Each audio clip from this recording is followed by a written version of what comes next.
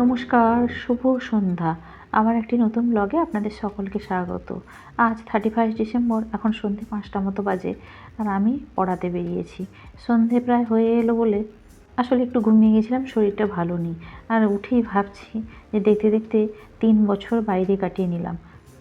আসলে ছেলের পড়াশোনার জন্যই আমি বাইরে থাকি, তা দেখতে দেখতে বাড়ি ছাড়া হয়ে গেলাম 3 বছর। এবছর ছেলের মাধ্যমিক, তবে আবার নতুন বছরে আবার কোথায় যাব, মাধ্যমিক শেষ হয়ে গেলে এখনও ঠিকঠাক হয়নি। তবে কি ছেলের পড়াশোনার জন্যই আমার যাযাবর জীবনযাপন হয়ে গেছে। এখানে আর এবছর নতুন করে কোনো টিউশন ধরিনি, তবে পুরনো টিউশনগুলো চলছে। আজকে 31 ডিসেম্বর বলে ছেলে বাড়ি যেতে পারলো না এবং কোথাও ঘুরতেও যেতে পারেনি, তাই বায়না ধরেছিল বিরিয়ানি খাবে, তাই এখন ফেরার পথে বিরিয়ানি নিয়ে এসছি ওর জন্য। শুধু বিরিয়ানিতে হবে না, আবার সঙ্গে কেকও আনতে হয়েছে। যাকে আজকে রাতে আর রান্নাবান্না হবে না, এগুলোই খাওয়া হয়ে যাবে। আজকের মতো ব্লগটা এখানেই শেষ করছি। ভালো থাকবেন, সুস্থ থাকবেন, নতুন বছর সবার ভালো কাটুক। আর 2024-এর শেষ রাতে সবাইকে জানাই শুভরাত্রি, নমস্কার।